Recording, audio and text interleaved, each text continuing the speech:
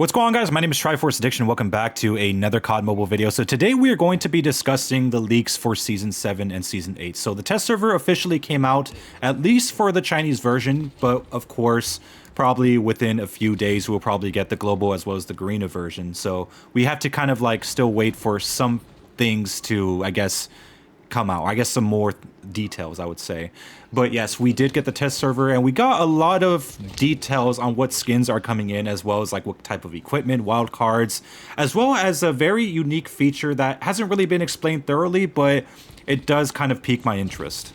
So there is quite a bit of content, but let me first just talk about the legendary skins and the mythics. I'll save the features for, I guess, the later portions of this video. So first off, we're actually getting another weapon series armory, which is called the Multiverse Cat. At least for now, of course, these are placeholder names for all the skins, but I guess it's going to be some sort of cat theme going on with all like this next armory, which is going to have the Type 19, ICR, Mac 10, as well as the M4 LMG. But for all the other legendary blueprints, they are going to have an ISO R9 ASM 10 police, which I assume is going to be the old collaboration ASM 10 from like a few years ago with the Chinese and the Garena version that will be making its way into global. They also have one for the USS 9, the RUS 79U, the Mystic Lamp, which is also going to be the secret cache legendary skin that's going to be replacing the AMAX, whatever that, I forgot the name of that legendary, but yes, it's going to be replacing the AMAX secret cache legendary. Also got more skins for the Jack 12, RAL 556, FFAR, AS Val, which I'm excited for, as well as the Argus Carmine Flare being the next prestige skin. And again, on the bottom of the picture, it does say the blueprint names are likely to be placeholders and may change in future updates, so keep that in mind. Also, if you guys are curious, here is the, I guess, the AK-74U Mystic Lamp. This was in Black Ops Cold War as a, I guess, a tracer pack type of skin, but it's going to be making its way into the secret cache. But obviously, modifications might be expected. They might do the same thing like they did with that ICB rifle for the AK-47, so keep that in mind as well. This version of the Cold War might not be the final one that we see in COD Mobile. So now let's get into the interesting features. So first off, let's talk about the new drill charge. So yes, the drill charge from Modern Warfare 2 is going to be making its way into COD Mobile, which might be one of the more useful explosives, especially if you're playing Search and Destroy or Hardpoint, specifically Shipment. If someone hides behind a shipping container, you could throw this drill charge, so go through the wall and basically kill anyone that's inside that container. So yes, this is actually going to be one of the more helpful explosives, I believe. So now we also have a potential signature attachment that's also been leaked, which is going to be the bayonet for the M1 Grand. So this is going to be some sort of melee attachment that you could use, I guess, in case of emergencies, or let's say you run out of ammo and you're in front of someone, you could just shank them with this bayonet. I'm not sure, again, if it's going to be labeled as a signature attachment, which I assume it will. It'll probably be available in the secret cache for Season 7 or Season 8. But yeah, I thought this was kind of interesting to share. I also did see a clip on how this thing functions, and from the looks of it, I don't really think it's going to be that effective, only because I saw like the person leaking it like just missing even if they were in front of the enemy. So this might be fixed before the official release of this attachment, but I can't be too sure of that. So we are also getting a new score streak as per usual. We are getting the I guess the, what's it called, the bomb drone. So basically it's like this little hovercraft that you could run, that you could basically fly towards someone and just you know, basically explode right in their face. So yeah, that might be fun to use. I'm not sure how effective it's actually going to be because, I mean, we already have a lot of effective score streaks. But for all we know, it could be very potent against people that are camping. So maybe this might be a useful score streak in some situations. We also got some news that the heartbeat sensor in Season 7 will be nerfed, especially for those who use it in Search and Destroy. So now it's going to have 20 seconds of battery. So now you can't infinitely use it in Search and Destroy matches. But even then, I think 20 seconds still kind of excessive. I can't really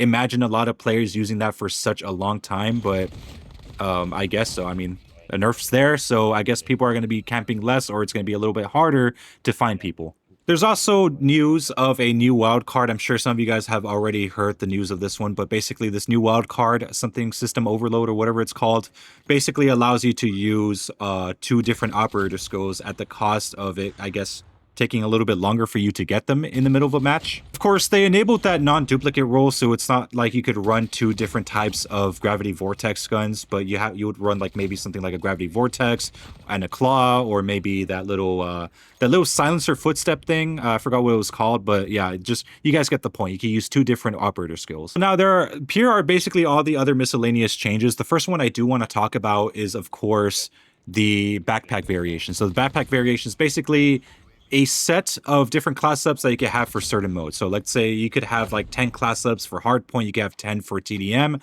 as well as 10 for search and destroy. It's not really specified on how you unlock it. From what I saw in a leaked video, it did say that you have to be at a certain rank to unlock these, but of course, I could be wrong about that. That's something that also I'm not really too much of a fan of. Like, stuff like that shouldn't be unlocked only in ranked, and if it is, like if you don't play ranked at all, then you won't be able to use these class subs. But again, these things could only probably apply to just ranked modes in general, so I'm not sure if even if you don't play ranked, it's like these options are going to be there for you anyway. So that's something that we're just going to have to wait and see. I have this new feature called randomized character skins. So this one's kind of weird. I'm not really sure how it's going to work, but maybe there's an option for you to just, you know, run with a random character skin every single time you start up a match, which would actually be very interesting to see. That's not really a concept I ever really thought of, but something like that probably would shake up things just a little bit. It also says player-controlled drone score streaks can now turn based on turning the screen. So I'm assuming they're talking about gyro. So if you're using a VTOL or anything that requires you to like go on the computer and then, you know, just control the score streak, I think gyro controls now allow you to like use your phone to like move it around and, you know, kind of position like a predator missile strike or something like that. So I think that's honestly a pretty cool feature that I'd never also thought of as well. And maybe it's because like a lot of people don't really request it. But honestly, that seems like a pretty fun gimmick to, I guess, explore if you are a touch player. Hell, I might try that too if I decide to use a drone type of score streak. Customizable controls for drone score streaks as well. They also have a flash eye protection mode, which I will touch upon in a second. And for damage indicator, they also changed the font for that, or a font revert. I don't know what that means, so we're gonna have to wait and see on that one. But the flash eye protection mode. So basically, what this does, from what I've seen, is that just to protect your eyes, you could actually change the color of the flash from being like a huge, bright, white screen just hitting you in the face to instead being some sort of black flash instead. Most likely for, I guess, vision protection or something like that, if you're playing in the dark for whatever reason. We move on to one of the more interesting type of changes. So we have a new limited time perk merge. So basically it's going to have tracker and recon put together, cold-blooded and hardwired put together, as well as engineer and high alert put together. So there's going to be options to have some special perk bundle that allows you to have, you know, both like certain sets of perks together. I think it's a pretty wise idea to put some of these perks together, given that these are probably the more least used perks, I would say. You know, I don't really see a lot of people using tracker or recon. Cold-blooded, I do see quite a bit of usage, but not as much as like vulture or quick fix or something like that. So this might be an option there to kind of like motivate players to use these kinds of options just for fun. But the question is, of course, with these combinations, I wonder if these things are going to be changed up every other season or something like that. So maybe, you know, we might get these combinations right now for season 7, but then, you know, maybe in season 8 or season 9, we might have a shakeup, or let's say we get like, I don't know, lightweight with Skulker, or quick fix with, I don't know, with tracker, you know, something different like that.